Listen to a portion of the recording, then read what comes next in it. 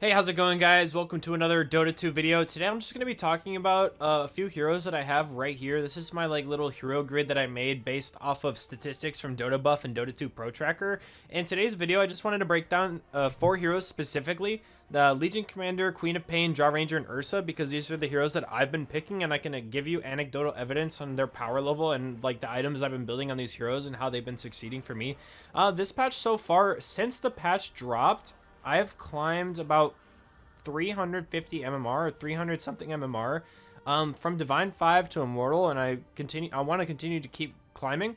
And through this, I've been able to garner just some opinions about the heroes in every role that I played with, I played as.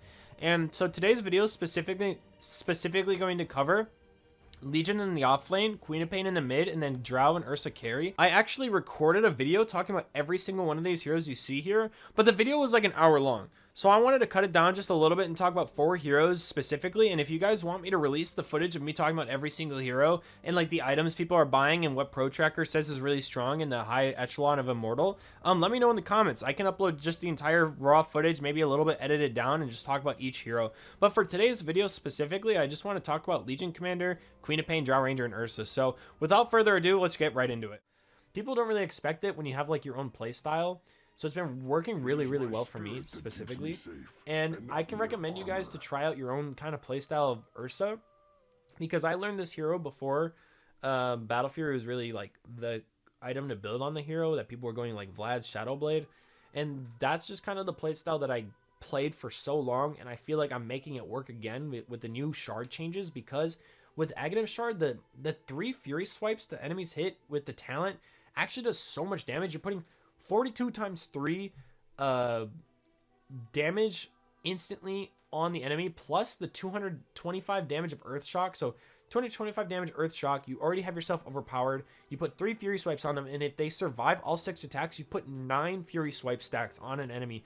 And that's not even a count level 25 when you have Earth Shock Radius, so you're putting this on every enemy, and Earth Shock has 2 charges. So you could jump in on somebody with your Aghanim's ult. You have ult at the start of the fight, and it has 18-second cooldown because of Aghanim's, and then you can ult again in the middle of the fight, and then even when you get low, you can ult again. And because I build Vladimir's offering, I'm ulting at a quarter HP or a half HP, and I'm just healing to full. It's just so stupid. This hero is actually really slept on, and I think there's different playstyles for this hero, and I think there's a mid-game playstyle, the one that I've been kind of going, and then there's the Dota 2 Pro Trackers recommending you a mid to late game. More of a scaling early, fight later kind of playstyle. I'm more of a value builder. I like to build items that I feel have a lot of value early in the game and have impact within 20 minutes. I want to have impact. My goal on my hero when I play this hero is to have impact by 16 to 18 minutes with Diffusal Blade, Blink Dagger, Vladimir's offering, and I'm just running at enemies. And people are like, oh, you need Battle Fury to farm that. You need Battle Fury to farm that fast. I actually disagree with that, and I think that Earthshock Fury Swipes, with the damage that it does, you can kill camps genuinely. I feel like I'm killing camps faster without Battle Fury and getting a Diffusal Blade and Vladimir's, the damage you get from Vladimir's, and then that multiplies how much damage you get from Maul. And then you're also keeping yourself at max HP from the lifesteal, so you're getting max impact from Maul as well. And I'm just doing so much damage, plus the 3 Fury Swipes on every enemy. It applies to all the neutral camps, it applies to the creep waves, and I'm one-shotting all of the creeps. It just feels so strong. This hero is definitely one of the more slept-on heroes that I'm surprised is getting put on here with its old build. I think that there's definitely a new and emerging build that's going to be coming with this hero. Okay, in 2021...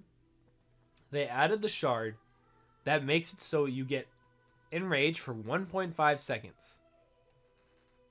Crazy. This was crazy strong. Shard nerfed, Earthshock nerfed, Earthshock nerfed, Earthshock nerfed, Shard nerfed, Shard nerfed. We went 1.5, now we're 1.3. Shard nerfed, 1.2. And clearly this shard wasn't good for the game if they're just gonna nerf it every single patch. And they're like, oh, whoa, Zawie, you don't get enraged now. You don't get enraged from Earthshock. The damage of this shard is crazy. I want you to consider how much damage you do with 6 overpower hits, okay? You overpower with 6 hits by default level 4. Level 15, Fury Swipes damage. You apply 42 damage on each Fury Swipe, and you do so much damage when you get to 6 overpower hits, right? Oh wow, yeah, 6 overpower hits. You can kill pretty much any hero with that, as long as they're not like a centaur or a timber saw, right? So what if I told you could skip the first 3 hits and apply 3 Fury Swipe stacks and now hit them all the way to 9 if they survive it? What? Now I get 2 Earthshock charges and Earthshock radius plus 400? What? Dude, this change to shard equates to so much damage. It feels way more like before you had that Aghanim shard where your playstyle was more like, I'm the bear, run away from me. And then when they added the shard, it was like kind of like a PA where you like blink in, bash, kill. Now I feel like I get Aghanim Scepter, shard, and I'm just running at people. Like I don't even need Battle Fury because I'm killing people at minute 20. Like even in games like this where I'm actually owning, like I'm beating out these jugs that get like a free lane. Like this guy's 2-0-2. He's got a 13-minute Battle Fury, and I have a 13-minute Vladimir as I'm 2-1. And he's got 1,000 net worth on me, and I end up taking this game just because my hero has so much impact so much earlier. Like, take a look at this. He has like 700 more net worth than me, but his stats are in Cleave, Diadem, Yasha. My gold in my stats is like 20% lifesteal, 18% bonus damage with mana, with armor, with a slow, with agility and intelligence, attack speed, and mobility and damage. And I feel like even though I'm not getting as many last hits as these guys that are getting a free game of Battle Fury, I'm still scaling harder than them because look at this impact I'm having with my team. Like having 8 kills on carry at 20 minutes, I think that trumps having an early Battle Fury in my opinion. Because now I'm 10-2. He's got a good ult. He's 5-3. I think I killed him here if I remember correct at 22 minutes. I kill him. So my hero was just stronger. It feels like old school Ursa. When I first fell in love with this hero, that was the strat. You guys remember the build? It was Source 1. Ursa was so fun. You went Phase Boots, Vlad's Shadow Blade, and you Shadow Bladed into Roshan and soloed it. You kind of have a little bit of trouble soloing it right now, but if you can take Roshan at like the 18-minute mark, you just win. This guy was probably expecting me to go Battle Fury and just had no game because I clocked that he had a Midas at 14 minutes. So I just went Blink Dagger instead of Diffusal Blade like I normally do. And we just ran at mid. Like I just went mid. I went mid with it. I died. But I remember in that team fight, they all died too. And then I just kept going. I farmed Skullbasher and instantly got 3 kills. Look, Skullbasher, 3 kills. Queen of Pain has been on my list of heroes that I play. I found that as a support player, typically, like Queen of Pain just kind of fits right up my alley with my playstyle, and I end up just like scaling way harder than my opponents just with my skill build and my ability build and like my items. Like I feel like it's advised against by a lot of quad players. I get like an early Aghanims, and then I just scale and like watch my last hitting with Aghanims. So 215 with Aghanims against Alina with Maelstrom, and then 215, let's go 20 minutes later, so 46 minutes. Don't even make it there. I'm at 400 last since we won the game. According to Pro Tracker, Bondage is the most popular and highest win rate facet with this hero. And people are going like the typical blade mail, so you go like Null Talesman, Bottle, Wand, Treads, Blade Mail, Kaya Sanj, Ags, Shard. And me personally, this is just kind of anecdotal, I run Masochist, and I'll show you my build.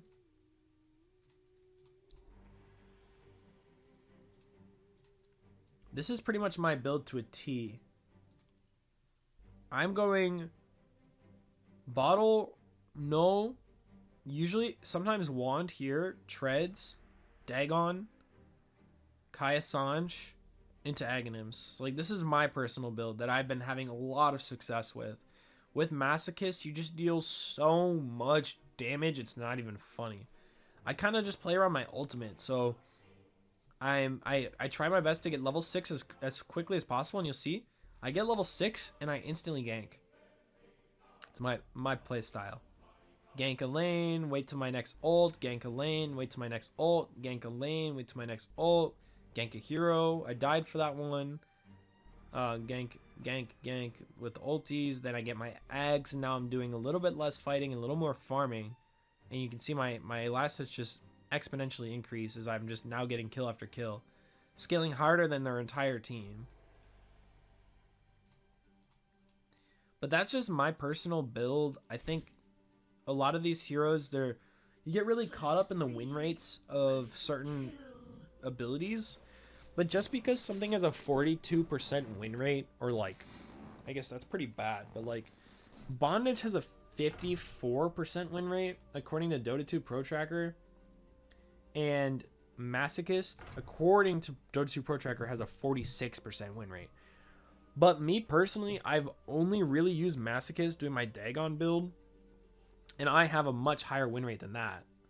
Look at my previous games. Like, I do not use the other facet. I always just use, look at this, Masochist facet with 25 and 1. I got a rampage that game. I remember this game. Yeah, right here, look. Zawie. Oh, wait, no, there we go. 1, 2, 3, 4, 5. My rampage. Region is significant because Stonehall Plate has a really high win rate, and so does Spoils of War. And I love Spoils of War. This has been like my go-to facet since facets. I just think Spoils of War is so fun. Like, it's such a good bonus when you're playing a hero. The hero feels strong. You're winning a lot of games. Yeah, people are maxing overwhelming odds and then getting a value point in Moment of Courage, of course, and Press the Attack. And I think in certain matchups, like I played a game the other day where I was up against a Lich, and Lich does just a ton of damage and puts a slow on you and everything like that. And being able to dispel it is actually pretty nuts, because if you dispel it, this dispel also gives you movement speed, and obviously it gives you HP regen. And something that I haven't seen anyone else do, this is like one of my favorite things to do, is outfight them. At level 1, outfight them gives you 30% health restoration. Okay? I mean this at level 1, like as in like before you level your ult. 24 HP regen. And then if you hit them one time, if they're the same level as you or higher. So the way it works, if you hit an enemy that's same level as you or higher, you get this buff for 4 seconds that gives you health restoration.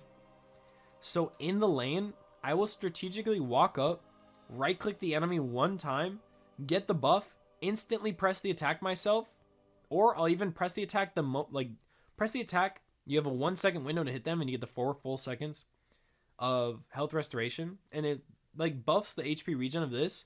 And if you proc Moment of Courage, you go back to full HP. It's so funny. People are sleeping on the utility of outfight them. Now, obviously, the thing is about this, it does scale throughout the game, but you really don't feel the impact because you're hoping to be higher level than the enemy because of your dual victories and all of your pickoffs. That this will, if you utilize outfight them, you can absolutely just dumpster lanes. But that being said, the most popular skill build is still maxing overwhelming odds. I do recommend maxing overwhelming odds.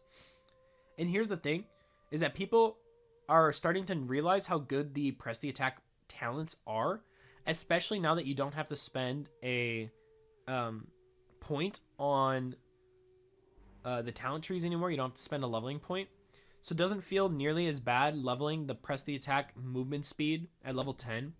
Because before, I would level this to like level 3 or level 4 before I leveled press the attack movement speed.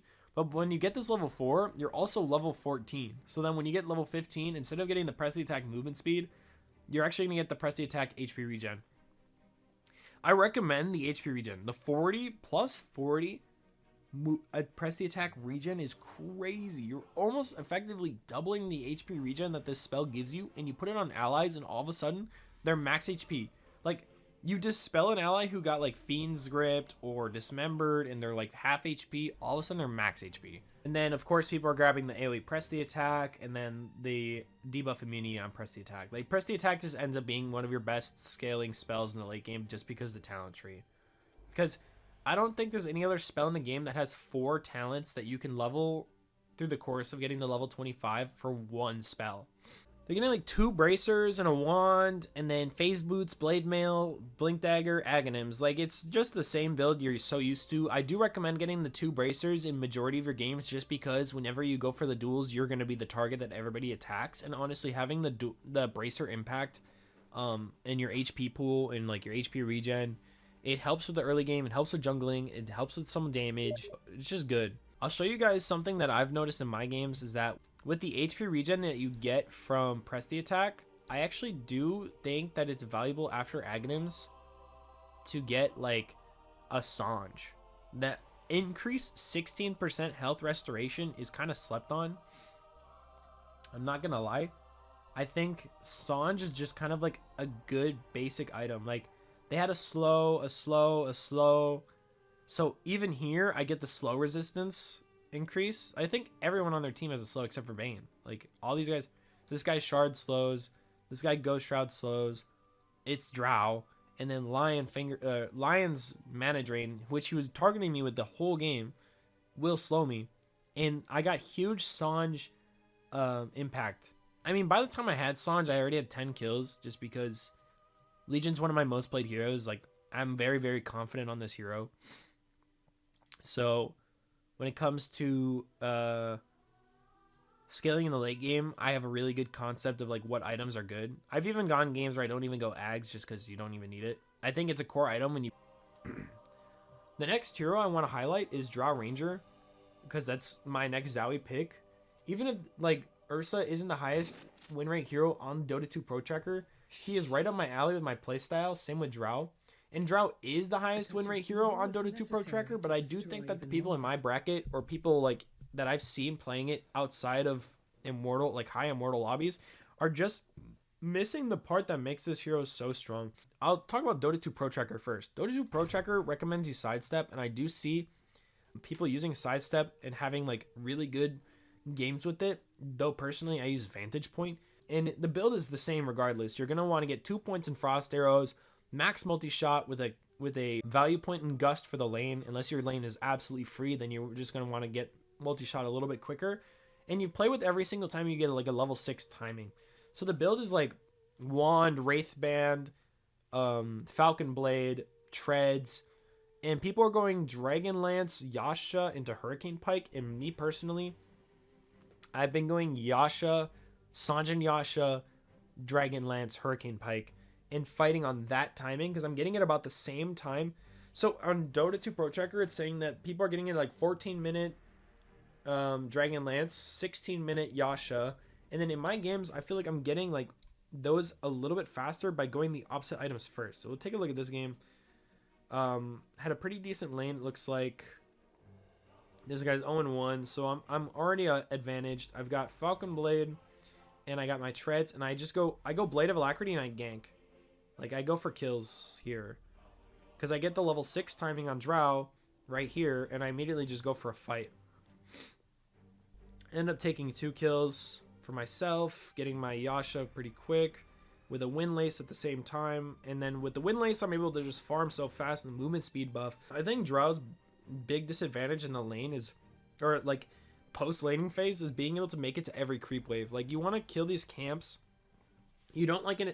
You lack an inherent farming ability other than multi-shot, but you want to use multi-shot on the creep waves. So in order to make sure you make it to every creep wave in the early game, I recommend going Yasha first with like a Windlace in certain cases, like this case where I have a lot of heroes that I want to like avoid because of like this Jakiro does a lot of damage and this Queen of Pain can blink on me from anywhere, and then I can get licked by this guy because he's weird. The movement speed is just honestly really good because I never miss a creep wave. I always, as soon as the creep wave meets mine, I'm there with Yasha Windlace with the movement speed buff, and then I even get Sanjin Yasha because later on I'm going to get lifesteal, and they're usually just equipped with a lot of slows. In this game especially, this is a slow, this guy might even have his lasting presence, but This guy's a slow. This guy's a slow. This guy does have a slow, but he's probably not going to hit me because I'm going to kill him because he's pos 4, pos 5. I think having 9 kills is because Sanjin Yasha, I think, is genuinely just a good item. I think Sanjin Yasha is going to be one of those items of the patch this patch because the stats you get from this item for its cost are crazy. That's what I like about Dragonlance, Sanjin Yasha. Dragonlance also, for its cost, attack range, especially with Vantage Point and Shard. Like, I usually just get a Shard, like, right here. After these 2 items, I just go Shard. This game I went Silver Edge, but we won the game before then, and I did have Shard. Here, this is me, like, online. Like, now I'm ready to go. I've got my... In this game, their TA was ripping shreds. Look, this is what my opponent is. So I get these items. I'm like online. Meanwhile, their TA is 12-1 with a Bloodthorn, Aegis of Immortality, and Blink Dagger. With the Desolator. Like, this guy's online. Has BKB. I'm like, guys, we have no choice but to take this fight. I get my Shard, and I end up killing her with the Shard. And then we end up winning this game. Like, because I killed this TA twice. I want to recommend for you guys is that just because Dota 2 Pro Tracker recommends you to build these certain items in their core on every Immortal game, that here's like a tough pill to swallow, is that you're not a pro and you're not in a pro lobby. Like, you can get away with playing with your own personal playstyle, and who knows, your playstyle might be the strongest playstyle, and you wouldn't know that because you're copying someone else. So really expand your horizon on your item builds. Don't sleep on BKB like I do, though. That's a pretty bad habit of mine. But overall, you can really get a lot of damage with this hero if you just like itemize correctly and you get to your creep waves. And use multi-shot to clear creep waves without showing. Farm camps. Use frost arrows to slow creeps down. And because you got Falcon Blade and Power Treads, you can int swap multi-shot. And then you can use a few frost arrows on creeps. Like, this hero is just really good. Really good at farming. Really good at cutting waves. And then really good scaling potential. This is one of those heroes that I call my 1v5 heroes. Like, I can actually just win a game by myself if I get enough farm. And you can get a lot of farm just by participating in fights as well. Like, this is one of those heroes that really, like, if you can get a good flank without putting yourself in too much danger, you can do a lot of damage in, like, an early game team fight. People really are, like, so hard set on, I have to farm, and don't realize that your power spikes on this hero are every time you level marksmanship, and then once you get butterfly. A little bit of time before you hit level 12 and before you get butterfly. So whenever you hit level 6, level 12, go take a fight with your team, and like, that's usually around the time the enemy team is trying to take a tower anyways, and you can absolutely defend a tower, especially if you have your Dragonlance. You just deal so much damage from so far away, and then later on when you get Shard with Dragonlance or Hurricane Pike, you actually just shoot people from miles away, and that's why I get Vantage Point, because with the Vantage Point, you get crit. With Shard, you just deal so much damage. This hero does so much damage. On top of that, Vantage Point does, here's a little side note, Vantage Point does get buffed by, the 30% is buffed by Largo.